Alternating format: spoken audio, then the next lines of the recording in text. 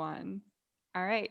Hi, this is Amy from Good Food on Earth, and today my guests are Dan, Rebecca, and Cullen from Stand4Thee. And welcome, guys. Thank you. Thank you for having Thank you us. very much. Yeah. And Stand4Thee, maybe if one of you guys just want to give a quick overview for whoever has not seen these videos before, um, what exactly it is, just a quick summation, and we'll get into your action initiatives and how people can get involved. I think Rebecca does a great job with Yeah. the intro. So Okay, cool. Yeah. So Stand for Thee, we're an alliance group that is formed, and we came together to create Stand for Thee because we really want to focus on the actions that we'll be talking about tonight and being action oriented. There's a lot of different groups that are doing different things. There's protests and there's, letter writing, there's petitions, and there's, people that are doing their own things by opening their businesses, for example. So there's a lot of things that are happening. And those all serve their own purposes for different things, and they mean different things to different people. And we've been in this movement for a while now, so for several months, and through our own experiences, we really wanted to find a way to take concrete actions to create change in the world. And we'll talk about those, but challenging the narrative, um, creating a platform for people to take initiative on their own, and moving through this process as a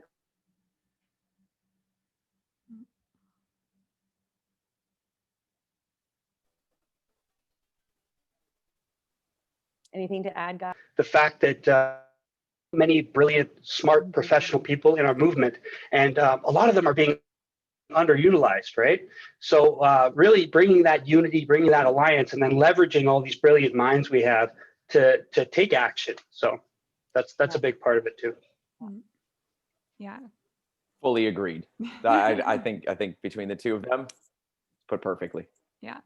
Okay. Aligned. I think we should jump into the first action initiative that you guys set up, because this one is, I think, what you're most known for, providing an effective recourse for parents or legal guardians to protect their children.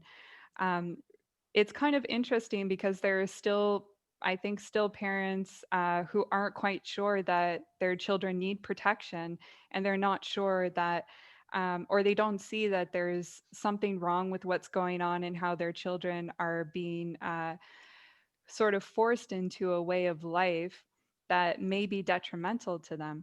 So I wonder if we could talk about what exactly that action initiative is, give an overview, and talk about the citizen's arrest, the binder, the templates, and so on. Yeah. So Uh, let's go with Dan. Yeah. sure. I mean, Yeah. okay. So the Citizens Arrest Initiative was started by my sensei, who's the head of Classical Martial Arts Canada, which is one of the longest running national martial arts organizations in Canada.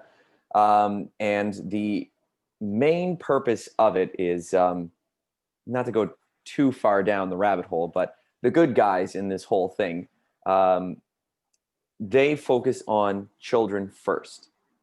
And that's really where everybody should be able to at least align, is protecting the children first. So the idea with the citizens arrest action is that it's based on Bill C-26, which is the creation of Section 4942 of the Criminal Code of Canada, which basically says that you're allowed to defend yourself and your property for an immediate or ongoing assault. Under the law, children are property of the parents.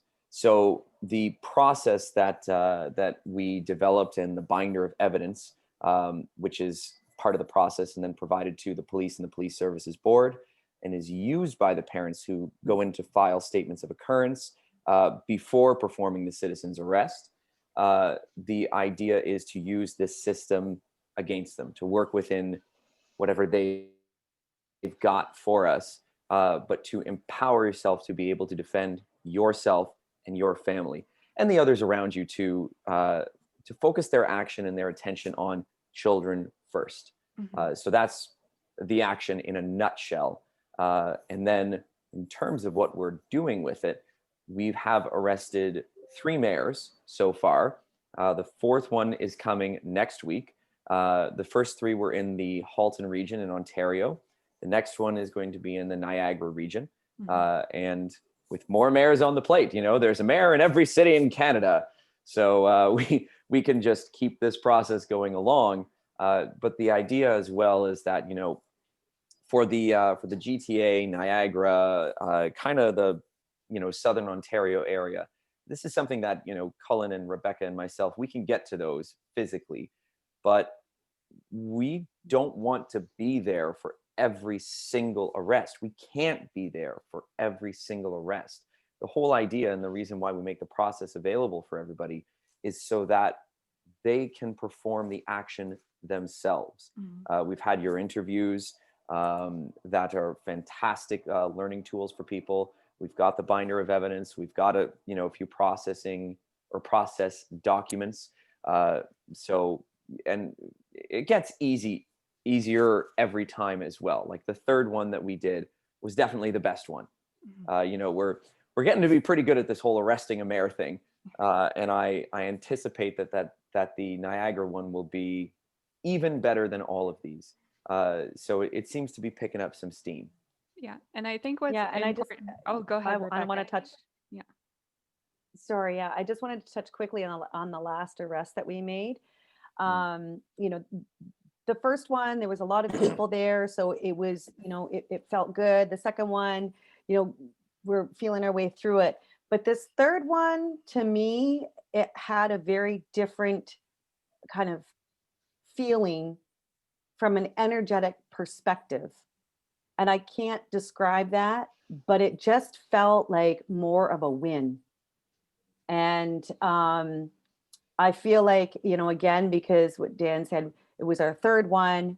I mean, I think we've handled ourselves on a professional level and through all of them. It just felt different on this 3rd one. And like I said, it felt energetically. And I really felt like I mean, we talk about how, you know, there's universal shifts and there's energy shifts, and there's galactic shifts and there's all of these things. And it was it was a moment where I actually felt those pieces coming together by the actions that we are taking to bring that shift closer to us. And I don't know if I'm explaining that well, but it just felt like we were on it. To me, it was this energy of affirming that we're on the right path and that what we're doing may not appear that it's having an impact. It is having an impact. Absolutely. Yeah. And we see that. I mean, Dan tells the story of the mayors in Halton. They're going on Twitter and having their own little party, literally making fun of the parents who have had their children assaulted by their mandates. So it's getting noticed, and that was the whole point. And for those watching, you may not know, Dan, Rebecca, and myself were actually the national leadership team of one of the biggest sort of truth movement, activist movements in Canada. And we saw it. We saw all the things that, you know, groups have tried. Myself, like I did a national letter writing and mailing campaign, not even one response, right? We go to the protests, we yell and yell and yell in the streets, and then only to have it spun by the fake news media, right? So this action, this is something completely different, and people are afraid. And I will say that there have been citizens arrests that have gone very poorly by other people around the world. And then they get that in their head that this is a dangerous thing, that, you know, it's not dangerous. It's the law. It's very easy to do. The process that Dan and Rebecca and myself, but mostly these two, have developed is so clear. You just follow it and you just watch our live streams. Go on Stand4Thee on Facebook if you're on Facebook, and watch how it's performed, the class. And I don't know, I'm so proud of how we've put this out, because we're all about empowerment. And this is what Dan was talking about. We want to empower people to take this on. So if we were out being asses and being rude and attacking these police, that would go poorly and we would get in trouble. But the way we're doing it is bulletproof. And it's such a good action. That's just what I wanted to kind of highlight, is that we're all about empowerment, and you can do it too. Yeah. Very, very well said. We get a lot of questions as we're doing these live streams, like, why aren't you like breaking down the doors and grabbing the mayor and and putting them in a headlock or whatever? And the very simple reason is, well, there are a few of them, but not the least of which being, it wouldn't create a safe environment. Like even though we say lawful, legal, peaceful, and everything like that, and it is within the rights of a citizen's arrest when there's a crime in progress to actually go and detain them. So the people making those comments aren't wrong, but they're not seeing the big picture, right? That part of this is an opportunity to appeal to the humanity of the police officers. Cullen is particularly good at that, and but also to keep the people that are there safe. I think there's one instance where in the States, somebody might have tried to perform a citizen's arrest on a mayor or something like that, and they were arrested with the charge of kidnapping, even though he did everything above bar, and the charges didn't stick afterwards. So he, but even then, we're dealing with parents and sometimes children right here. We've got to keep it classy. We've got to keep it respectful. We've got to keep their safety in mind. And, as we've spoken about before, Amy, when you're doing a common law arrest, which these get filed as well, they don't need to be physically present, right? And this isn't exactly some random criminal, running around that the officers have to find. This is the mayor, right? Like, we are putting the mayor under a citizen's arrest, declaring the crimes here. Like, they know where the mayor is. If they don't know where the mayor is, there's probably a problem with those police, right? So well, no one knew where Trudeau was all week, so we still don't know. That's a good point. That's a very, very good point. So the point being that it doesn't need to leave the realm of professionalism and class, right? We always say in the martial arts world, you want to outclass the opponent. And, when you go and you act like a bunch of yahoos, they don't respect what we do. Yeah. And if you want to change the respect, you have to change what they expect. And as Cullen so wonderfully pointed out, I think that that's something that all of the parents and all the people that have shown up to these arrests and continue to do so, that's something that they really, really exemplify. Like, we're so proud of them and to that they even decided to work with us. Like, we're honored by that, and they do such a brilliant job of that, and we carry on. And I wonder if you could just extrapolate a little bit on why this is an effective recourse for parents, because I know for yourselves, you were involved in the protest, but say you're a parent and you weren't involved in any of that, and you just want to protect your kid, and so you take these are kind of steps to take, and why is this an effective remedy for them, other than complaining to like their school board and so on? And I know you guys are all in Ontario, so you could talk about any parents who did go to their schools to complain and what happens, and why this particular remedy. Cullen or Rebecca, do you guys want to take that? I've got a few things that I could add. Go ahead. If you guys want to jump in. I'd say go for it, Dan. Yeah. So with this particular action here in the Y, as Cullen and Rebecca explained earlier, we were part of the national leadership. Cullen was the co-founder of one of the bigger groups in this movement before we branched off and created Stand4Thee. We've been there, done that with literally everything else. Cullen's been a delegate at multiple city council meetings before, and he's done brilliant presentations with them.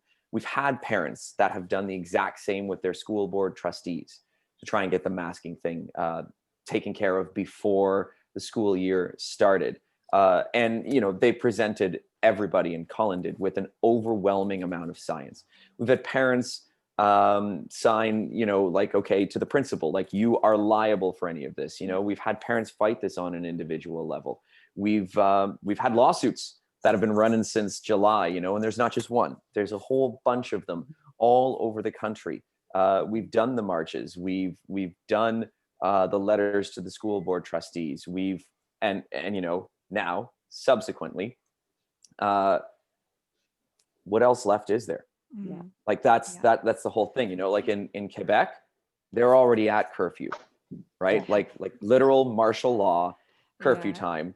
And in Ontario, you know, by the time you release this video, we might be in curfew already, but we will be there shortly, right? Yeah. Like this is not an airy fairy kind of like, oh man, this might be coming. Like, it's here.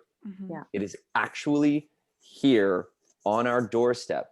And when it's like health, you know, like I relate it this way as well. You know, when you sign away your sovereignty of your health to a doctor and just say, whatever, like, go for it, right? Like, then you are not in control anymore. You are not in control of your body anymore. And when you just say, you know, expert, please save me, like they don't know you as well as you do. And it's the same thing for law, ironically, when you're saying, lawyer, save me, right? Police, save me. Well, here we are, right? And that's part of the reason that the process is designed the way that it is to literally show, for the sake of the children, like, forget about us, because we're being assaulted and in an immediate and ongoing capacity as well. But for the children, like, let's go through this process. Let's hand in all of this evidence. Let's have the parents file statements of occurrence and as the final recourse, and this was actually stated in our last arrest, because there is one more piece of the legal system, which is totally legitimate to go in with, but whatever. So there's one more piece of that if you go down a citizen's arrest process called the laying of private information. So you basically take whatever information that you've got and you say, you go in front of a justice of the peace and you say, I'm swearing this into the court system. And if it's wrong or whatever, that's on me. So you can do that. And then in a case like this, nothing would really come of that. It's just kind of a piece of the process. However, in the Halton and Hamilton region, that process has been blocked, which is completely unconstitutional and completely illegal. The way that they get away with it is they say, well, you know, you can apply for it and for a meeting of the justice of the peace. You probably won't get to see them for at least another 13 weeks. That like, we have proof that was blocked in Halton, and that was blocked back in October, and it had been blocked with other people before the whole COVID thing as well. So they do actually pick and choose what they will allow to be sworn in front of the justice of the peace. So when the officer came to us at the well, actually all 3 arrests so far, and says, you guys can do this laying of private information, we've informed him that, I'm sorry, this process is blocked for us right here. It might not be in other regions. So, you know, this is where it gets very region specific. But for us, it has been blocked. And we very gratefully got to tell him that in this last one. And the person who really filled him in on that put it so wonderfully, which was that we've filed these reports, you know, we've shown the evidence, we've done everything like that. The justice of the peace is blocked, and that leads us here to you. And he pointed right at the officer, and he, you know, said, like, part of your job in the Police Services Act under Section 122 is to protect the fundamental rights and freedoms of Canadian citizens. This is part of your oath that you took, which is incidentally a common law oath. But we're here to help you try and do that. So, and his response was his response, but the very least, this action is the individuals standing up for themselves and for their families, rather than handing it over to somebody else and saying, please do this for me. No, And just to circle, do it for yourself. to circle back to the original question too, like Dan had mentioned, we've tried all those things. And by all means, like if you're a parent at home and you want to start with calling your MPP or your MP, if you want to start doing that, do it, because you're going to find out exactly what we found out. And all the parents that I've met, the parents that I met through the previous group, it was so apparent. Like they got to the point where they were getting on the committees at the school board. They were on the committees making decisions, trying to fight, and they couldn't do it. So by all means, try it. But I think the big difference is and you had alluded to this, Amy, at the start of the interview. When you're talking about they're not quite ready. They don't. There's some parents, there's some people, they don't fully understand the gravity of the situation that we're in. And then there's us, who get it, who are very, very aware of the severity of what we're dealing with here. And I think, Dan, this would be a really, really good time for you to speak about the criminal charges, the actual charges that we're laying, because we haven't mentioned that yet. Because the parents at home need to understand this is not just about masks. This is not just about what's going on at school. There is psychological trauma and torture going on right now by our government. So, and that's going to cause irreversible, permanent damage to these children. What happens when you take children out of school for a year? What happens to their minds? Nobody knows. This is a human experiment, right? Dan has the stats on eating disorders. We just heard about it from Sick Kid Hospital. What is going on? And why are we letting this happen? This is, I use the analogy of fire. So imagine you're sitting in your living room and there's a garbage bin and it just catches on fire, right? Would you go wait and ask your neighbor and say, hey, I got a fire, in my house. What should I do about it? Would you call no, you put it out right away before your house is on fire. Our house is on fire. So the time for letters and phone calls, I'm sorry, guys, it's over. It's time to take action. It's time to stand up. And we got to take serious, real, meaningful action now. Yeah. Go ahead, Rebecca. I'd like to touch a little bit on what Cullen just. Let me just interrupt here just a minute to define for people the definition of torture.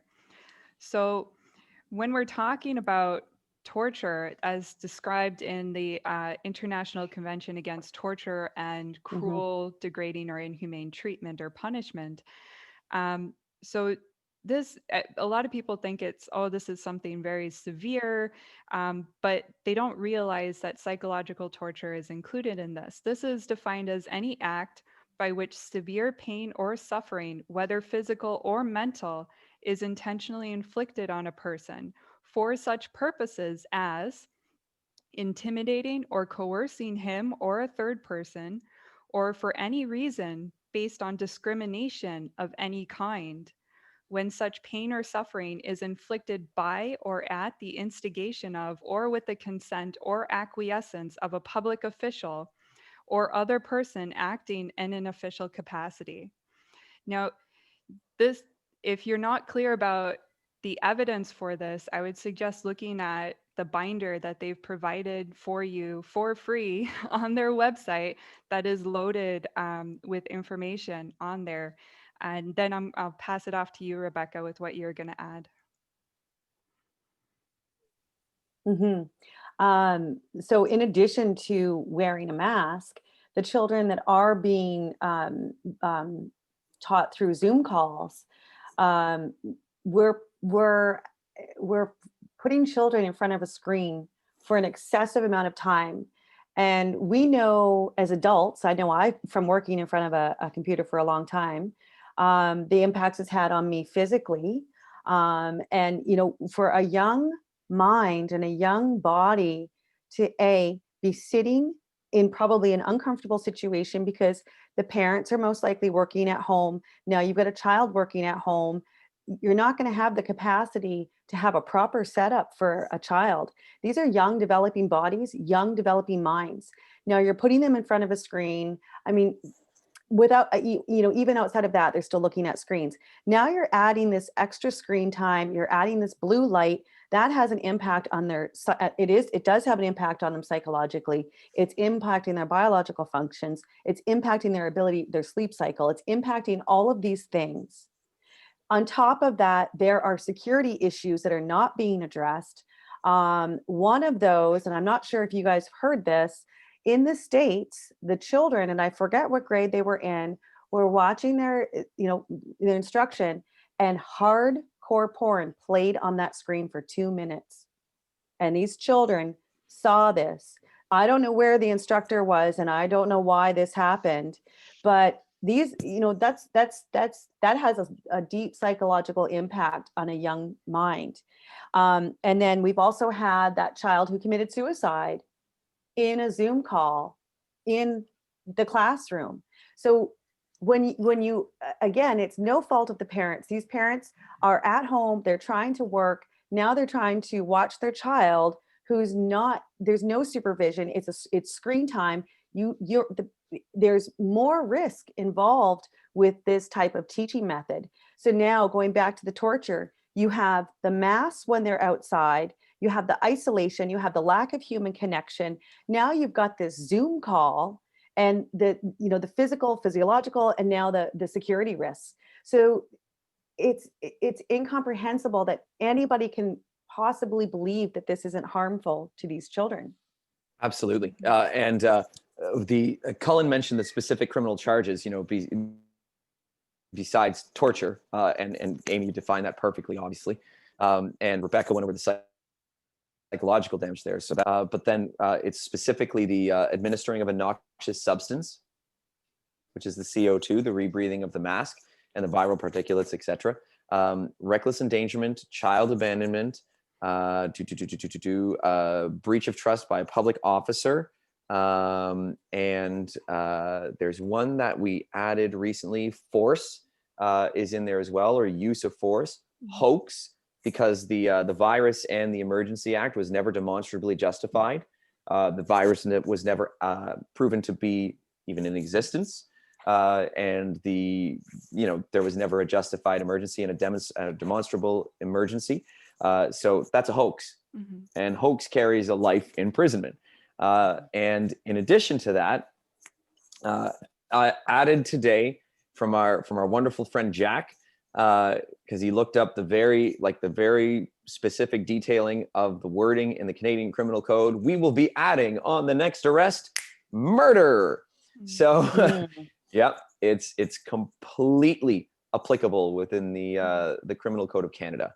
And we talked about the numbers, the eating disorders, but the suicides. I have a friend whose husband committed suicide due to the COVID measures, and I don't know anybody who died of COVID. I know at least one person who, and I've heard many other first person anecdotal stories within the exact same position as me, of people going, "Yep, I have a friend who committed suicide due to the COVID measures." So, and we've got the evidence of the elected surgeries that have been missed that are killing people. Geez Louise, we just had a friend who in Niagara who their friend died because they were having shortness of breath, and what they told them was, stay home, and give it a couple of days, and then if you're still not feeling well, then I guess you can come in. Well, they didn't make it those couple of days, and they're not, so shockingly, they're not necessarily labeling this one as a COVID death. It was a blood clot, where if they caught it sooner, this person could be alive. Yeah. So go ahead, Rebecca. Yeah. So I want to jump in on that. So I'm a cardiac patient. I was born with aortic stenosis. I actually had open heart surgery in 2019, and I had my valve replaced. And I had some issues leading up to my surgery where, and I actually had pneumonia once where I had to get hospitalized. And I can tell you that prior to this COVID, if you called 911 with a respiratory distress, an ambulance would show up. Not just an ambulance. You would get a fire truck because they would have a defibrillator. They would come to your house to take care of you. So the fact that this person was left to her own devices is inexcusable. And what's most frustrating about this, and we're seeing more and more of this, is these nurses continuing with the TikTok videos, and the healthcare professionals who are in those hospitals that see the reality of the situation and still allow these people to be harmed. And I'm just going to leave it at that because I get very upset about it. Because Well, I think that's a great. And the one thing. Well, yeah, I think that's a great segue for when we're going to talk to Cullen about the nurses initiative. But before we get to that, just one last. I'll give Cullen a chance to say what he's going to say, and then if you guys have explored any alternatives for parents to remove their kids from the system while this other process is going on, if they feel that that's necessary. So we'll go to you, Cullen. No, all I was going to mention previously was just the fact that, bringing it back to the children are at absolutely no risk of dying from this virus. Mhm. So all the stuff we just talked about, all the harm being done, psychological, physical, or otherwise, it's disproportionately affecting children because they don't die from COVID.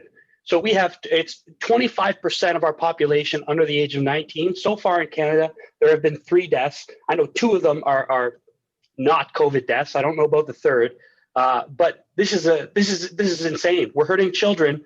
I don't know what grandparent would have signed up for that, but certainly not my grandparents. So this is crazy. That's just what I wanted to mention. Regarding, you wanted us to talk about the children's sort of homeschooling and stuff? Yeah. Next, yeah. or Before we jump off of this, I'll make this quick because Yes. I think the one thing that I just want to state, going back to the question about what this citizens arrest will accomplish, or what the goal is. And I think the biggest thing, and we didn't address this specifically, is exposing the system, exposing a system that does not work for the people. And by exposing that the mayors, the decision makers, the police are not upholding their oaths to protect citizens or protect people. So that is really the fundamental Crux. Thank you. Yeah. And then out of that is building a system that does work for the people. Yep. Oh, and by the way, our government's de facto and illegitimate. Exactly. Yeah. There's that. We never confederated. Let's just throw all the bombshells out. Yeah. Yeah. And to what Rebecca said with the idea of building something that does work, that's where the common law comes into place. And that's where, gathering 1,000, 2,000, 8,000 people in front of a courthouse and saying, we are convening our own common law court, because there's literally no help, no assistance here. And Amy, you dug up some international and even common law precedences where, like, it is declared that we are allowed and supposed to do that in the event where there's like no assistance available, no law or legal recourse available for a tyrannical system. That could be a whole separate Zoom call, a whole separate interview. For sure. But in terms of what are some other recourses that parents have to help save their children from the brainwashing in general, because like it is really bad. Like it doesn't matter whether they're out of school, going out of school removes them from having to put a mask on. End of story. That's it, though. It does not help them from the psychological torture that's going on. It does not help you from all of the technological damage that Rebecca was speaking on. It does not help them from the isolation damage that's happening, right? Like it is so Zoom learning is not really like the best thing. And in addition to all of that, it doesn't like remove them from the programming that's happening in the school systems. Like it's not just because they're not having to put on a mask at home doesn't mean they're not getting all of that good old COVID fear info Mm. of like doing a mask project of like why my mask is amazing and why I love my mask, and like why we need to stay apart and all of this kind of stuff, and like what the virus is. And then they come home with in the older grades they come home with BLM projects and everything like that. Like this is really happening in school. So Yeah. Indoctrination. yeah, it's flat out indoctrination. The climate change agenda, right? Like that was really the first thing that came in before all this COVID stuff. So what I've seen a lot of mothers and even teachers doing is they've really done exactly what we're kind of doing here. They're banding together in community groups, and they are forming their own school society. There's usually one parent in there. It's often a mom, right? But they're dads that do this too, and they usually find a teacher who's awake in the whole thing, and because they go, okay, well, like my kids are screwed if I put them in front of a computer or let them in the system or whatever, and I'm just not letting that happen. So some of them have actually formed some really, really cool like outdoor education classroom school things, and the person doing the curriculum is a teacher. So you're getting that professional education, because like I've been involved with the homeschool communities for a long time, and there's a wrong way to do homeschooling. Like you kids still have to learn stuff, like important things. So to get a group of parents together to kind of ease the burden of the curriculum, to get some professionals in on that, to hire tutors, right? Like these are resources that are readily available, but you just kind of have to put your feelers out there in your own community. Yeah. So like you. Mhm. Yeah, well, I Go guess ahead, it would Amy. be a bonus option for any teachers as well who aren't on board with what's going on. You can set yourself up as a tutor.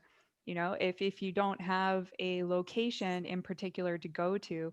I know of an initiative in the States where they teamed up with the churches because the church had a facility that they could offer, and they had retired teachers who went in, and this initiative in particular was for um, children who are already disadvantaged, so they can't even learn on Zoom because they don't have any of that equipment at home, so they're just not getting any education at all. But it seems like this is a bonus for parents and for teachers. If you want to step out, then network and connect with each other. And while you're fighting this, you can have your children continue learning, continue living in a freer way, it seems. Yeah. Yeah. Absolutely. Absolutely. And I mean, it's literally the best thing for the kids. That like it's potentially, actually not potentially, like it fully is. It's better than if they were going to regular school without COVID stuff. Like that kind of a homeschool option where they're doing their own thing, they're building their own curriculum, and they're focusing on the children and engaging them in smaller groups and everything like that. That's better than regular school. And I've seen a lot of parents actually really come out like that and just say like, you know what, like this has been a struggle, whether it's financially or whatever it may be, but they're like, this has been the most incredible thing for my kids, because they form those little communities, so they get the social interaction, they get more of a one-on-one attention. The moms that I've met that do this are just loving the time with their kids. And it's been really, really like fulfilling for them. Now that things are starting to crack down in a really serious way, like they're kind of going, oh damn, like there's a world out there. But there is an option, there is an escape. Right. And now I want to shift over That's all I to. got on that one. Yeah, that's good. And I want to shift over to the action initiative with the nurses, because, to end off there with an option for teachers or parents who want to like get out of the system. Well, we have a lot of medical professionals who are afraid to speak out because of repercussions, but Cullen, you've been working with some nurses who have formed an association together, and I wonder if you could talk about that.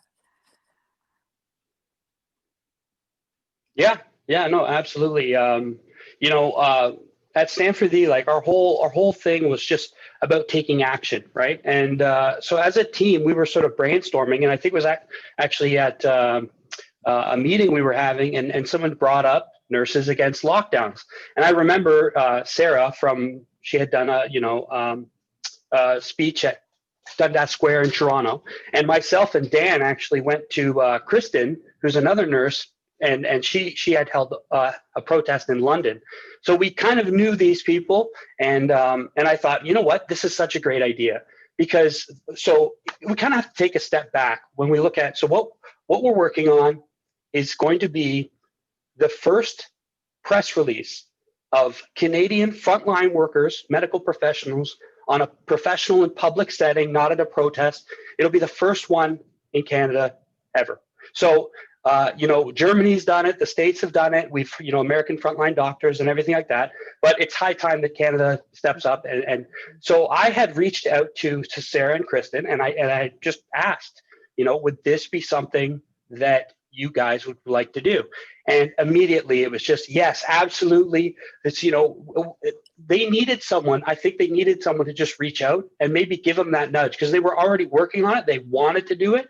But that's what we're all about, right? Stand4Thee, it's action, integrity, unity, and empowerment.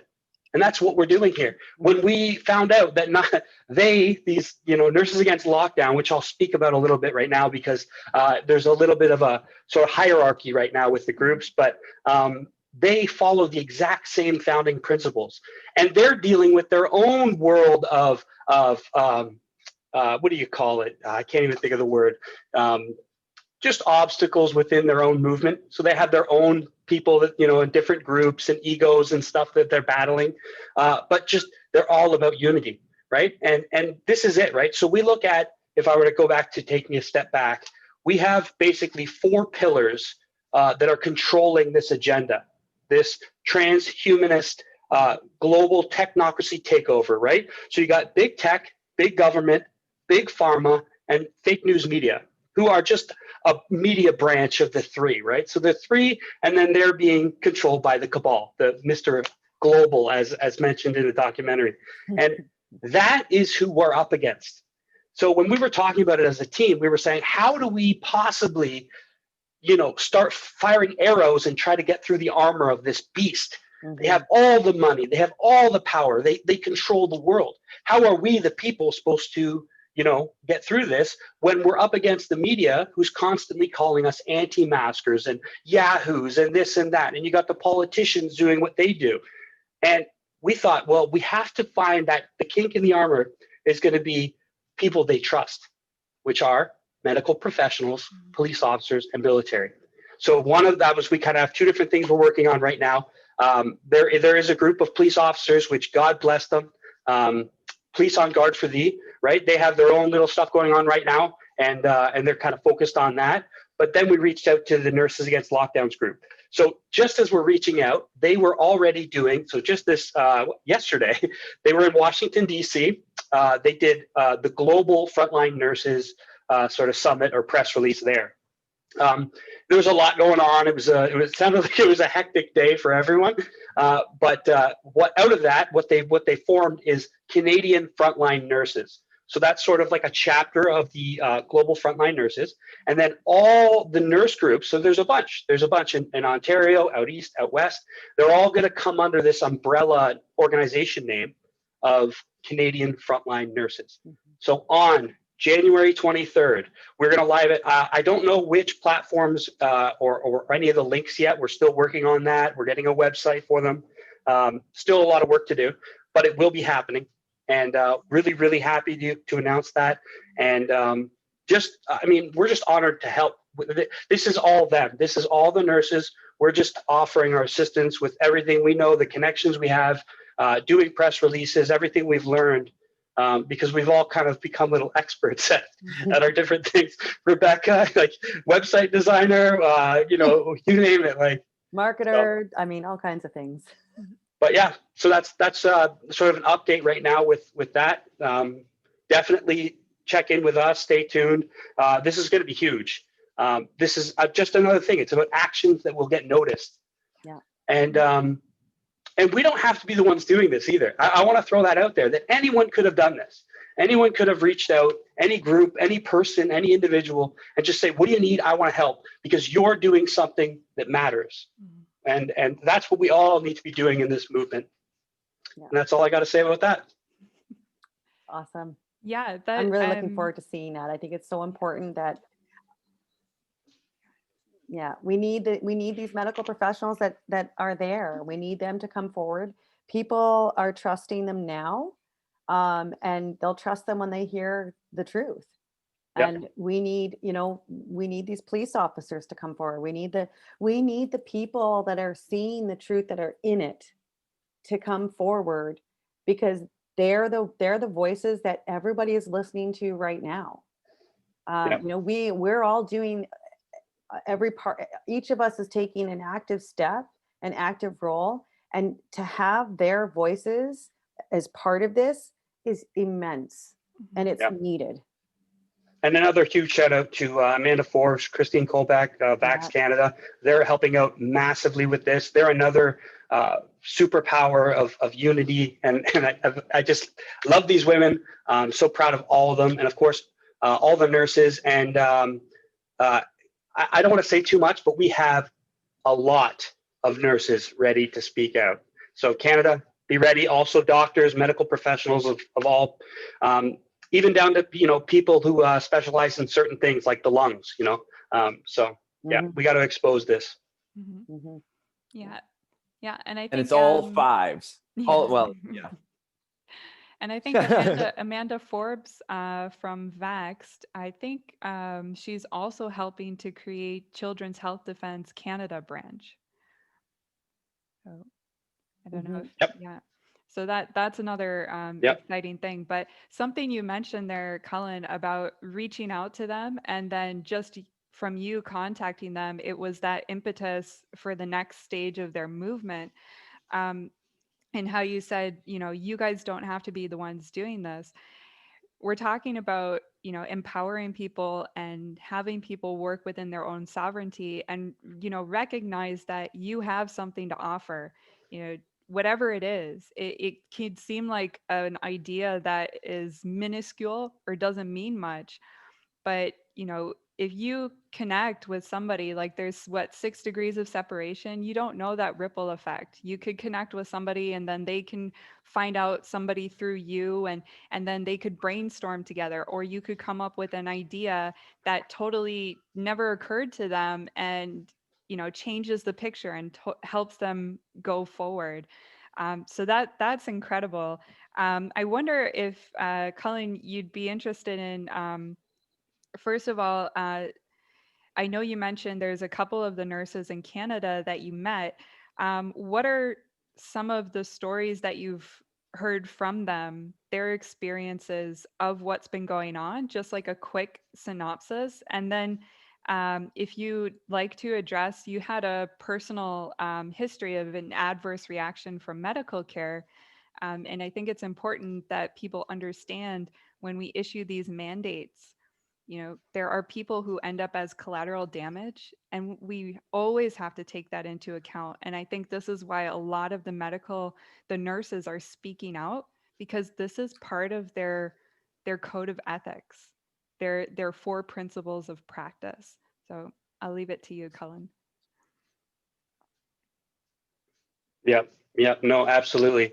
I have learned a lot from these nurses just in a short period of time, just a couple weeks. Learning everything, different, because initially we were just thinking, okay, what are the obstacles that you guys are facing that's preventing you from speaking out? And what I learned was, of course, there's, the job security, losing their license, losing their livelihood, losing all that they've worked for. But then there's also this small group that aren't going to speak out because they actually buy into this religion. And you were talking about it the other day, and it's so perfect that, what do you call it? Scientology or Scientism. Science religion. I don't know what you called it. Scientism, there we go, right? And they have been indoctrinated by this system, educated from big pharma funding all the way through their schooling. They're educated, so they feel that sense of entitlement that they're right, because they know what they learned and they believe what they learned. So they're really not ready. There are quite a few, just like the police officers, just like anybody else.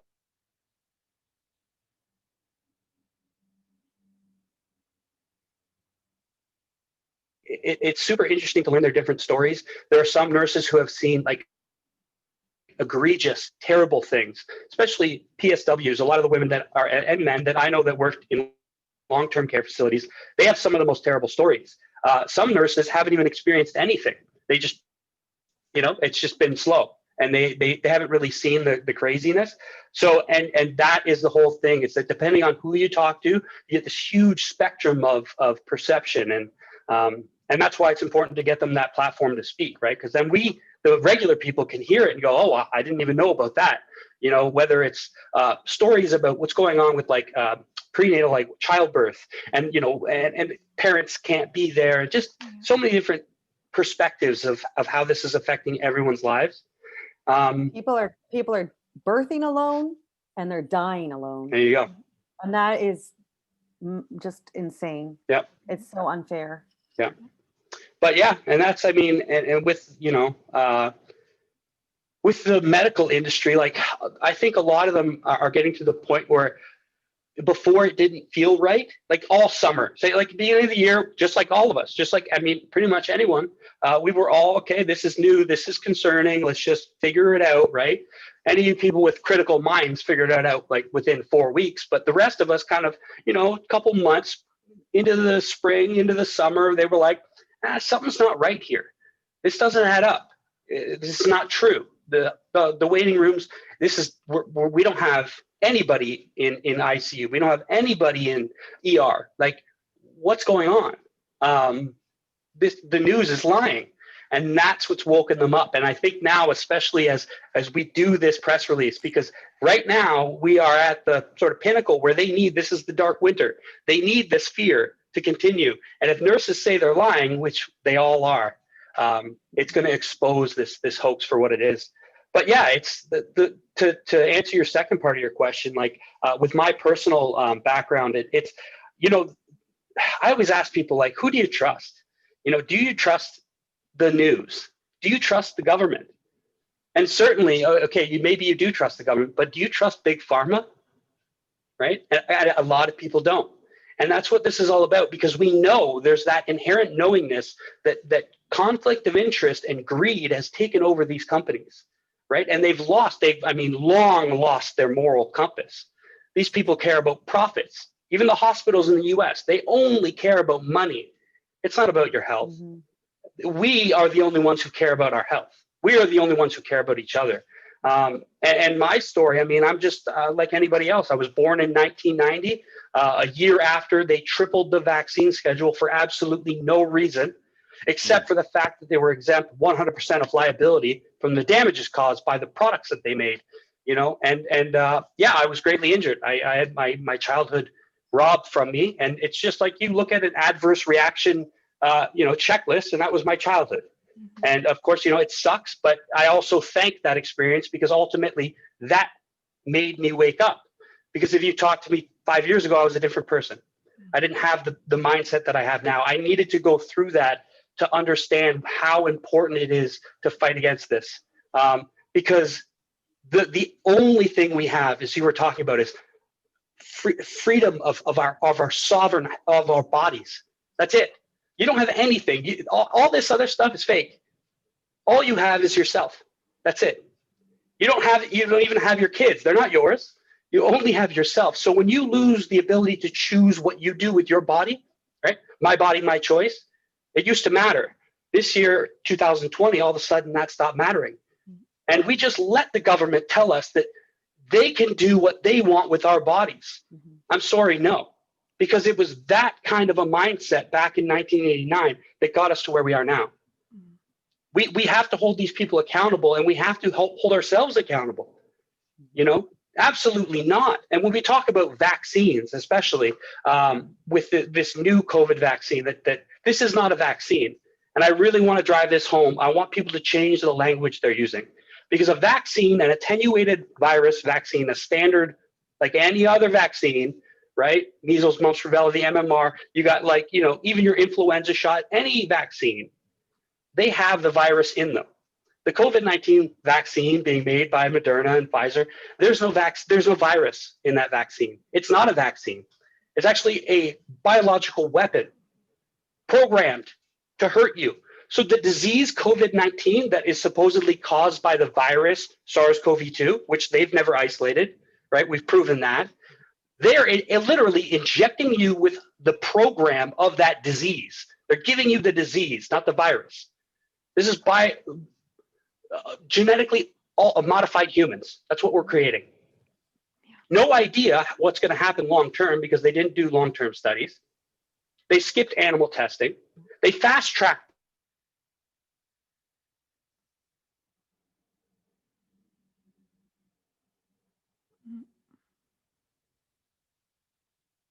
That is your sovereign God-given right. Do not give that up. That will be the hill that I'm willing to die on. Preach it, brother. Amen Preach to that, it. Cullen. Woo! Yeah. Yeah, no, that's awesome. And I think, you know, once people become aware of like their rights, when they look at the evidence that your group has presented and they start to see like, you know, what is the, and I want to talk about this afterwards, but like, what is the foundation of a free, just, and peaceful society that we universally recognize? And are we meeting that or not? And if we're not, then we're not living in a free, just, peaceful society. That's it. So, Rebecca, I'd like to talk with you now about the other initiative, because this one is huge as well. This is about people's ability to support themselves and their families. And this is the closures of small businesses, as well as adopting the measures that, you know, to implement all these changes, which, you know, cost them money and change either from implementing new things in their shop or diminishing their capacity in their stores. So I wonder if you could talk about what you're doing with that. Right. Yeah, absolutely. So yeah, a couple of points on the closures and what's happening to these small businesses. I'm just going to give an example here in Toronto, because I think a lot of people are not seeing the reality of the situation because people are not leaving their homes. Yeah. So they're not actually, there's no visualization of what's happening. So my husband and I, we live in Koreatown at Bloor and Christie. And between Christie and Spadina, in the past 8 months, I stopped counting at 28 small businesses that have closed. Now, a few have opened. I'm not sure how much longer. One city block, right? Well, yeah, it's about 5 or 6 city blocks. And if they're not big city blocks, this is not a big stretch. Like it's a easy 10-minute walk. They're on Queen Street West. I'm not sure the distance of this. This was in, I think, Blog TO. 75 small businesses have closed. And I also want to point out that many of them are being replaced with LCBO, wine racks, and cannabis stores, which I don't have an issue with those per se. I do have an issue with these stores operating when the other stores were closed. Now, I know the cannabis was curbside. Let's be honest. Is recreational cannabis really a big, important factor in all of this? Alcohol. And now I'm just going to mention this. What's really fascinating about all of this, there's actually an infographic on, it's a government site talking about how alcohol and cannabis can amplify the symptoms of COVID. That's kind of an aside. So they're speculating that, and now without these small businesses, that leads to the demise of a neighborhood. You build relationships with these store owners. Jessica Bell, she's an MPP. She has a campaign which is Shop Local. Bless her heart for doing this. I'll be honest, I'd like to see a little bit more from these MPPs, but she's at least, provided these some businesses with signs. And another MPP, so she has these Shop Local signs in the stores. Another MPP had put together these storefront signs that were basically, I've been in business for X number of years and I employed X number of employees. The guy downstairs, he has a Korean restaurant, and he's been in business for 18 years, and he employed 16 people. Now it's him and his wife. Every time I walk by their restaurant, like, it breaks my heart to see them sitting in there with their restaurant closed, all the chairs are up, and she's just sitting in her restaurant with nothing to do. And it's very sad. There was a announcement in one of the media publications that they anticipate 200,000 businesses will close. Mhm. How many people is that? And as a business owner, so I think it was 250,000. I remember. I have 200,000, 250,000, whatever that number is. It's one. They say it's one too many. That's one too many. It's unnecessary. And that's what we see. But then, you have to look at all of the impact that this has. If these restaurants are not opening, then that means that their suppliers are not running. That means that it trickles down, right? And we know now that statistically, these outbreaks aren't coming from retail. I don't know the number from restaurants, but from retail, we know it's 0.1%. And even that, with a faulty PCR test, and when we're tracking cases and we're not tracking, there's no deaths. And the deaths less than 200 outside of long-term care homes. Mhm. And it is completely destroying people's lives. I don't own a physical shop. I've been self-employed for 13 years. I did run a short-term rental property. I did have an employee. She was my cleaner. I provided a lot of business for this woman, a friend of mine. And now I had to make the decision to no longer employ her because I had to take on that role, just as the people downstairs have had to take on that role. And that was just one person. The decision to start a business, first of all, that takes bravery. Secondly, the capital, all of those, then to hire people. And when you work with people, they become your family. You spend most of your time with them. And the tough decisions that people have had to make to let people go and to let go of their business, that must be so incredibly painful. And I can't imagine. And then we have the Costco's and we have the Walmarts and we have the superstores. And now, because I sometimes sit and think about how we got to this point. And even with the superstores, well, isn't that fantastic that they have Joe Fresh and that they have Housewares? So they are fully operating up there, the one up at Eglinton, and they have everything available. Walmart, all of these stores. And it's incredibly ignorant for people to believe that is safe. But a store across the street who can easily manage the number of people in their business, it doesn't compute in my brain. So I kind of digress for a minute because I get a little passionate about it. What's Well, and interesting? another thing, that's not happening. Go ahead. Okay. I was just going to say that's not happening in some other provinces. Yeah. There's a delay in us talking. There is a delay, yeah. It's not happening in all other provinces. This like how here, like now you have everywhere closed, but Walmart's selling. In Manitoba, Walmart wasn't allowed to sell clothes, and then people kind of pushed back and they said, okay, we'll sell children's clothes or whatever. Yeah. It's crazy. And this is happening now in Alberta where, you can't sell your clothes in your supplement store. Like, why not? You're already in the store. But none of this makes sense. And another hypocrisy, which Rebecca had mentioned, which makes absolutely no sense. Right now in Ontario, the LCBO is deemed essential. You can walk in, browse, touch every bottle, whatever you want to do. But yet a non-essential business has to be curbside. So you have to, they won't let you in the door. Why do you need to go into the LCBO to get the bottle of vodka that you know you want. They should be able to bring it to you. No, Yeah. it's that classic government, because here in Ontario, we have the LCBO, Liquor Control Board of Ontario, has the monopoly, right? We don't have corner stores that you can buy anything, beer or wine or anything. You can only buy it now with some exception, like at some grocery stores, but primarily you have to go to the LCBO. So it's that whole law for me, but not for thee nonsense. Again, sorry, Rebecca, go ahead. No, it's a very valid point. And I mean, it's crazy that the LCBO is deemed essential. Just that alone should make people question the validity of these arbitrary rules. And yeah, then, we care about your health. Yeah, we care about your health. And then again, going back to the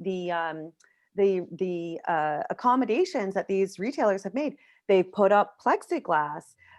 The restaurants created their indoor outdoor.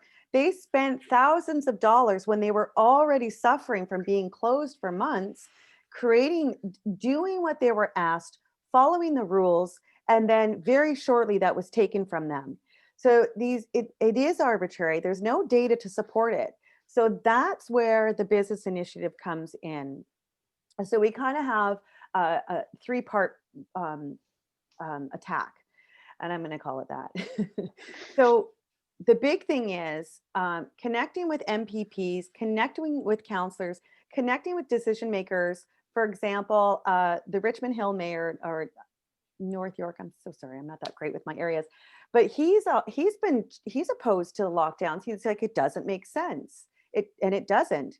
The Ottawa, there was a few MPPs and councillors in the Ottawa area who are challenging the measures. And the Ottawa BIA had come together with over 6,000 restaurants challenging the government and asking them for the data to support the closures. So that's something that we are working on. And there's a thing called the Oakes test. And the Oakes test came from a Supreme Court challenge in 1986, I believe it is. And basically the Oakes test is looking at the proportionality of implementation of a rule per se. So in this case, in the Oakes test, it would be looking at, do the measures outweigh the risks or the harm? They don't, because it's not saving lives. It's not stopping the spread. This is the thing that we all have to remember. Cases are going up, but we're on a lockdown and we're wearing masks and we're social distancing. So if this isn't working, why are we still doing this lockdown? Why are we still doing these measures? So the Oakes test is looking at that proportionality. And so we want to challenge the government to say, how is this helpful? How do these measures outweigh the risks? And they don't. Show us the data that validates the necessity of closing businesses. There isn't any. You can't trace back these cases, especially now with curbside and takeout only. You cannot trace back these cases since the last lockdown to any of these businesses. Yet you can go to Costco, yet you can go to Walmart, you know? Yep. Right. And so we also, so there's that piece of it. We also want to create a business package for business owners. There are businesses that are running and operating. There's, I think a lot of us know Tim the Water Guy. There is Derek Noble of Noble Toys. There are people who are operating. We have a woman, I don't want to name her business because I had not asked for that permission. She is in the London area. She has opened her doors. Now, what we're doing for this business package is going back to the common law, which Dan mentioned, is we've created using templates from a Warrior Calls, and Tim from Tim the Water Guy had shared his templates with us. We're creating a package for business owners, which include these templates that are basically, fill in the blanks. And there are two versions. One is a notice of liability, and a notice of trespass to put on your door that basically states, Mayor X, show me where you have that I'm your property, because this is all based on property-based laws. show me where I'm your property. Show me where you have the right to control my business. My terminology is a little off because I'm a little excited right now because I'm a little impassioned. And then the last one is, show me where in the law a living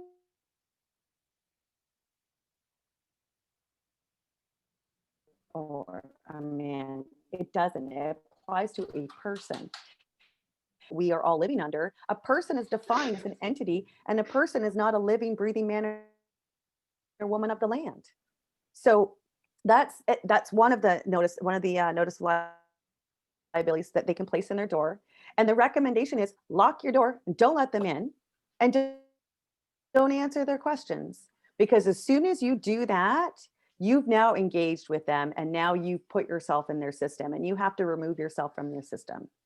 The other common law piece is, should you be trespassed against, then you create a notice of liability trespass and a notice of liability again to say X, Y, and Z, or Bob and Jim, you trespassed against me, prove these things that I just noted, and your liability is $25,000, whatever that is, and then you give that to them. Now, Tim, it's been very successful for him. As a matter of fact, the bylaw officers tried to enter his store. He denied them access. Then they called him and said, can you come outside? He said, no, I'm not coming outside. So there are things that business owners can do to open their business and to protect themselves from these tyrannical, what would we call these, servants of the service corporation of whatever town you live in, as well as including in the package legal support, a media kit if they want to do a media release. So we're going to, this package will be kind of an all-encompassing. If you want to open your doors, here you go, here's what you need. And of course, providing support along the way. Yeah, and I think I just like to add this too, and it kind of the same way we were talking about with the children. I want to really emphasize, if you are at home and you have a small business, or if you work for a small business and the owner is just waiting and saying, oh, we're going to wait, that ship has sailed. Okay, these globalists don't want competition. They want to own everything. So you have two options. You either take action, you stand up right now and take action, or you brush off your resume and apply at Walmart or at Amazon, right? Those are your options. Or you take the CERB. Yeah. I mean, and that's all part of it, right? Yeah. They want to destroy our economy, so we have to live, with our hands out. That's what they want. This is a socialist. All of the stuff that we talked about, but this is it. They don't want your business. You will not survive. But here's the thing, right? So we have these different actions, and we also have the ability. The fact is that eventually you're going to wake up. Everyone watching at home, there will be a day, there will be a line that you draw in the sand and say, nope, this is my hill, right? That will happen. And at that time, when that happens, all we have to do is say no. Yeah. All you have to do, because here's the thing we watched with Adam Skelly, right? Adamson's Barbecue, is he got hit with the hammer because he was the only one. But if on that day, 1,000 businesses opened in Toronto, there's nothing. They don't have enough police force, right? We see they can barely handle us. They cannot handle it. So, you got to think right now. It's that analogy. Your house is on fire. It's not a small little trash fire. This is a dumpster fire, and your business is in the crosshairs of global elitists who want you shut down. Yep. Please understand that. And thank you, Cullen, for touching on that, because that's exactly it. There's nothing to lose. You stand up now, or it will be taken from you. They're doing their absolute best, and even the solutions that they're providing for businesses, a no interest loan. So now you're going to ask a business owner to go into debt when they don't know if they can operate tomorrow. And sadly, people are taking this. So now their business is going to close, and now they're going to be indebted, more to the government. And the rent relief only works if your landlord has reduced the rent by 75%. Well, who's going to do that for you? So there's not a lot of options left for these businesses. And, my recommendation for any of them is to take both steps, come together as that single voice, Join us, throw your name in the hat. We'll build this united front. We'll go, go to the government, challenge them, ask for the data, validate these decisions, which we know they can't do, and open your business. Mhm. Salvage what you can. Open your business. Stand in your power. Nobody has the right to take away our ability to be financially sovereign. And that's what they're doing. They're taking away our ability to earn a living. And people, this is the time to do that. The time to step up is now. Mhm. And just the last part in all of this is anybody who does want to go public with opening their business, then we'll support them with that. Doing an announcement, any of the alternative media outlets who are supporting small businesses, and Rebel News is one of them, which is great. They actually did an interview with Barb and Karthik, who have decided to open their business, and I wish I had the name of their business right now so I could plug them, because I think it's awesome that they're open. But there are businesses that are opening, and there are people who are operating, and there are people that are doing it successfully. You can open your business if you have the decision to do it. That's the first thing that you need. Yeah. And B, you need the tools to do it. Yeah. And we will help people with that. Mm. So Yeah. that's what we've got going on in a nutshell. Yeah. And that, I I think think we that's, lost. I think we did. I'm just going to try and see. Let me pause here. All right. So we had a bit of a glitch there, but we're recording now. All right. So Okay. that was awesome, Rebecca, with the small businesses. And I wonder if you guys have on your website now, I haven't checked, do you have a page or anything designated to that yet for the small business initiative? We do. Under action initiatives, we have both a citizen's arrest, and we have the small business. Mhm. It's a little bit high level right now because we've just started really formulating what this is going to look like. So that will be updated very shortly. Okay, awesome. So I'd like to ask you guys some questions now, because I want to go back to what you said earlier, Rebecca, about exposing the system as it's working now. And you guys have explored other avenues to try to remedy the wrongs that are being done to people, and they haven't worked. And I'd like to just do this as kind of a roundtable. So for each one of you, I wonder if you could tell me what it means to you to be human. So whoever wants to go first with that. Oh, Beckers, you want to take that one first? Dan, you put your hand up. You go first. I've been voluntold. I can do that. Yeah. I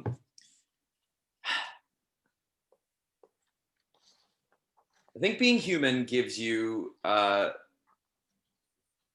series of inalienable rights and responsibilities the moment that you're born, and opportunities. I'll say that as well. But the core of all of that, whether it's responsibilities, opportunities, rights, it's and freedoms, it's all governed by free will and choice. I could get into a more spiritual sense of what I believe it is to be human. I mean, you've got a pretty open-minded channel, but like I don't think that's really the point behind this action right here. But for me, it really all comes down to freedom. Mm-hmm. And if you don't have that freedom of opportunity, if you don't have that freedom of making mistakes, making choices, and being able to move around and to interact with each other, to create that sense of community and consciousness, then what's the point? Like, what's the point of just being hooked up to an internet or to a wire or something like that? Like, that's not human. Mhm. Human is about discovering your potential through your freedom of your choices, and that takes time. That takes a lot of effort, and with those free human rights, on a bit of a whim yesterday, I decided to walk into a grocery store today that had put out one of those like forced mask policies thing. Despite the bylaw, right? This is they just went, well, you want to shop here, you got to put on at least a shield. And I mean, my exemption is Creed. But I know lots of people, as do Cullen, as do Rebecca. I'm sure a lot of us folks out here do too, where their exemption is medical, and shield is not an option. And we got from one of the charming officers today, well, why don't you just shop somewhere else? Okay, but like what if every grocery store in the city implemented that policy right now? Mhm. Right. All of a sudden, I can't I can't shop anywhere. I can't get equal treatment. I can't move freely. I can't do any of the things that allow me to be human, that allow me to interact with other people, that allow me to be sociable, that allow me to touch, to grow my microbiome, to have an immune system, to do all these things that we are born with. All of a sudden, I can't do them. So it went peacefully, it went lawfully. I was given a trespassing, or from the store, right? They tried to hand me a piece of paper. I refused the piece of paper. I did my shopping and left. Lots of assaulting from the public going, you shouldn't serve them.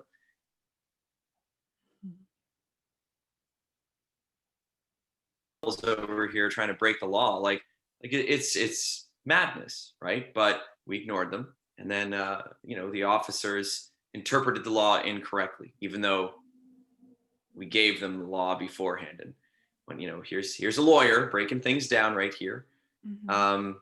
But that's I think part of that overcoming the adversity as well is also part of being human, right? Like we're given this third dimensional body to take action, and inaction is well, in my belief, you probably have to give it over again, and try again there, bye, if you're not quite getting it.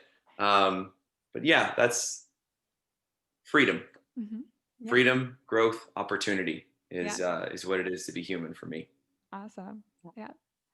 Who would like to take it next? So Cullen, Somebody else's turn. Okay. Cullen, we had Okay. you Okay. frozen a bit, but I'll just reiterate the question. What does it mean to you to be human? So Rebecca or Cullen, whoever wants to go. Okay, I'll go. That's a really loaded question. And I think to me, the big thing is connection, connection to each other, and connection to the planet, connection to nature. And it's, as I was thinking about that, I've always, or I've felt for a long time that there was a deliberate attempt to remove us from that connection with Gaia through a lot of different means, even wearing rubber shoes. It disconnects us from the circadian rhythms of the planet. And I believe that to be human is also to allow yourself to just be who you are. And we live in such a controlled, materialistic, physical realm, which is not what we are, that we see many people, and even I fall victim of it time to time, where they're not living their true self. They may be against something, They may not like something, but they do it because the person beside them is doing it, and they're too afraid to stand up. And what do I always say, guys? Sit in your truth. Just be who you are, and not, you can't worry about people liking you or not, because somebody will always find a reason to not like you. So I think, to me, that's what being human is having that connection and sitting in your own truth and believing who you are. Yeah, that's beautiful. Cullen, how about you? How do I follow that up? How's that? Yeah. Yeah, no, I mean, I'm just going to honestly echo both the things that Dan and Rebecca both said, and I think a lot of people will agree on, right? It's that freedom, the freedom to just be, just do whatever you want, whenever you want. Anytime that's taken away, right? You're losing what it means to be human, because you're losing the choice to do what you want. Some people don't want to, for whatever reason, feel connected. Some people are not, they find more peace just being with animals and nature. And that is their choice. And that is their human experience. That's what they want. That's what they should do. But for anyone to tell them that they can't do that because you have to pay this land tax, or you have to live in this cage or that cage, that's not human. You know, the question that I think, when I think of what it means to be human, I automatically go, what is the purpose of life? What is the purpose of us being human? And it's certainly not, I mean, this is a huge topic, but we're not just animals. There's something else to us. There's something else in us. And I think a huge part of, like Rebecca said, is connecting with that and understanding that anytime that connection is attacked, whether through fluoride, vaccines, the indoctrination, right, the removal of our humanity in all of these different ways, masks, you name it, that is an attack on what it means to be human. So it's that freedom to just choose to do whatever you want. And all these constructs that they've built for us, they're all fake. The illusion that we're different, that you're black, you're white, you're straight, you're gay, you're this, you're that. No, it's all not human. There's only one human being. It's us. It's all of us. So that's my analogy. Yeah, that's let's see. I think we all want to know what you think it is to Yes. be human. I know this is your interview, but like, whoosh, spotlight right back on you. Oh, yes, yeah. It's really interesting because I think, you know, what's fascinating to me about all of our existence, as however we're expressed, whether we're human, whether we're animal, whether we're plant, um, whatever it is, there's a commonality where we all connect that's beyond any form, right? And when you talk about free will, um, there's some people who would say, well, your freedom ends where mine begins. But really, if you examine that, if you respect your freedom, you automatically respect the freedom of another. And you will be led to see what that is. And the essential definition of freedom is not to be controlled by the obligation or the will of another, because nobody's free will supersedes the other, right? And it seems like a very, like, if you get caught up in your world, like the thoughts and emotions, you can't really grasp what that concept is. You could be philosophizing for the rest of your life. You could be trying to come up with laws for the rest of your life. But this, what it means to be human, I think, you know, if you want to look up the definitions of humanity, so if you're looking up the opposite, which is inhumane, it's lacking kindness, lacking compassion, lacking empathy. This is universally recognized. We consider that to be human at your highest level is that you are compassionate. And we can see this, I think, when I talked with Dan last time, we can see this with children who are not taught anything. We can see this with the more vulnerable among us who are not able to communicate. You can actually see this with animals. You can see this with people with disabilities. They just connect at a heart level. There's just loving kindness and empathy, and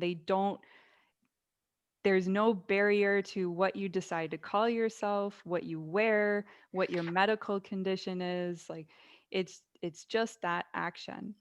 So yeah, thank you for switching that on to me. But I'd like to finish off here with the question of, if there ever was a state of emergency and it was proven to be a state of emergency for a free society, what do each of you think, compared to what we're seeing now, what would a free society do in the event of an emergency versus an authoritarian, dictatorial type of society where you have to obey and not question? I think they would help each other, and that's not necessarily what we're getting right now. And that's been the trickery in all of this, is using all of these little tools and mind control methods to divide us. You've got maskers, non-maskers, people that work, people that don't work. You've got people that are working, even us, people that we know are committing these acts against us, and we don't know why they're making these decisions. So are we passing judgment on them too? And so if we were in a true situation where this was a real catastrophe of some capacity, and this is true even with this, it's just that not everybody recognizes that, the way out of it is coming together and helping each other and taking care of each other. And it's as simple as that. Yeah, you would never have billionaires making record years, trillionaires in their companies of people, making all this profit, and then people not knowing how they're going to feed their baby girl. It would never happen. Yeah, that's a great point, Rebecca. Yeah, like I don't even know how you could add to that. Dan might be able to, but that's like perfect. That's everything. You would come together, period. Yeah. I mean, you'd hope that a lot of the sleeping sheeple, right, would like they're already brainwashed into thinking like, let's come together. But I think part of us, we should kind of acknowledge that there is some humanity in their inhumanity towards us, right? Like most of them are working on the premises that like we are a bunch of loonies that are literally risking everybody's life, and they're mad at us because they think that we're selfishly trying to kill everyone, and like that would make me pretty upset too, which is why we're upset with all of the people that are trying to kill all of us, right? But there's yeah, I think we would come together, and I think that free society would also, in that actual state of emergency, yeah, no, I got nothing. Rebecca nailed it. Yeah. Well, there would be none of the stuff that has gone on. None of the I can't use the word without swearing, craziness would have happened. Ivermectin would never have been suppressed. Hydroxychloroquine would have never been suppressed. There would have been no small businesses closed down because the elites would help. They would come together. And then we look at what they've done. They've done the exact opposite. They've kept us separated. And then by the guys, like if there was ever a real pandemic of a real viral outbreak, it would look different, right? None of us would be out with if masks actually worked, we would wear them. Like, of course, it's that pros outweigh the cons thing, right? We would all do, and that's why we are doing what we're doing, because it's the right thing and it's what we need to be doing for everyone. So unfortunately, a small percentage right now of the people in the world, they're doing the right thing, and a lot of people believe they're doing the right thing, but so did the Nazis, and that doesn't make it right. That's how I would close. Yeah, and what I think is interesting is even if, say, in an emergency there was, and it was a proven emergency, and you still had people who didn't want to go along with what the majority decided to do. In a free society, you would still respect them and treat them um, as human beings. You would not infringe upon their inherent dignity and rights and freedoms. You would not censor them. You would not try to encourage shaming them. You would not try to encourage snitching on them. You would not encourage discrimination on them. You would encourage a community conversation, so people could be made aware, like, why do you think this way? I want to hear your voice. I want to hear your input. Maybe you know something I don't know. And while we're playing it safe, maybe we can make accommodations that are good for everybody. So nobody's hurting. Like, if the majority don't feel safe and you don't want to go along with it, we're still not going to like exile you, right? There are things that we can do as humans right now with all of our technology, with all of our resources and all of our capabilities, to not leave anyone hanging dry, to not have the small businesses close and suffer and have no income and ability to support themselves, to not have the children go through all of this stuff and be left fearful and terrified of the world around them. But yeah, I want to just say would really like to thank all three of you for all of the efforts that you've done and for providing the tools for people to do something themselves, because we do need to hear these voices, and we need to know that it's possible to take action. And it's like you're giving them that start, that like, here's the binder of evidence, here's what we're doing, and we're sharing it with you, and you could do something like this too.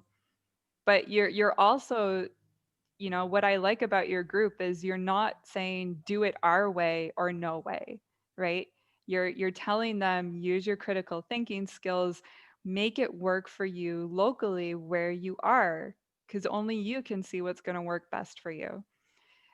So thank you so much, guys. I'm gonna give a link to your website and encourage everybody again to go there. And before we kick off, is there any last message you would like to send to the audience? A big old thank you to you, Amy, because like, man, oh man, everything you just said about us can be very likely amplified for you. Like we use your stuff as a resource for our stuff. So like that's huge, and the work you have done is absolutely incredible. And we're very, very grateful for the continued opportunities to work with you, and we hope to do lots more of that in the future. And especially like as a send off message from me for everyone. And like this is such a hopeful enterprise that we're all undertaking right now, and so many opportunities. Going back to the being human. Like especially in Canada, we have the opportunity to start from scratch and actually live in the country that we not only want to live in, but that we can create from the ground up. And that's something that's fairly unique to Canada right now, which is really, really cool. So as folks are taking the opportunity to find their courage, to learn how to empower themselves, and to understand that, as Cullen was saying earlier, this right here, like draw the line before somebody even gets here. You know, this is yours. You take care of it. You take ownership of it. But once you make that declaration, once you take that first action, everything just flows from there. And it's so empowering, but it's the start that stops people. But once we all collectively do that, like the world that we get to live in will be unbelievable, beyond imagination. Can't wait to live there. Yeah. And I want to second everything that Dan just said in terms of this is an opportunity. It may not seem like that right now, but this is an opportunity for us to realize true freedom and to realize a world that we design. We are the creators, and we're in a sense coming into that knowledge. And so it, again, you know, to Dan's point, once you make that first step and you find your power, then we can really move forward and build that trajectory to landing into that new world that's going to be designed by us and for us. And so I'm going to leave it at that. And I'm also going to say thank you so much, Amy. This has been a fantastic chat. And again, to Dan's sentiment, thank you for all of the work that you're doing, and all of the information that you have on your site is incredible. So thank you so much. Thank you. Yep. Thank you. Thank you, everyone. Thank you guys for watching. If you're still following along, that means you care, and you're going to be part of the future that we're going to build. Because like Dan said, we are the creators, period. We are the creators. Everyone knows that. Thoughts become things. So maybe you have to take a reality check. It's the start of the year, right? Get a pulse for how you're feeling. You know, if you're feeling defeated, if you're feeling scared, if you're feeling all these things because everything going around in the world, remember to bring it back to you. We talked about this earlier. It's all about you. So bring that energy back, understand and know that we are the creators and we will do this. It's already happened. Now it's just a matter of time. We're the 99%. We're the ones that decide what kind of a future we want to leave for our children. And yeah, I love you guys. Let's do this. Yeah, that was awesome. And as we always like to say, keep on rocking in the free world. Thank you, Amy. Yeah, thank you guys.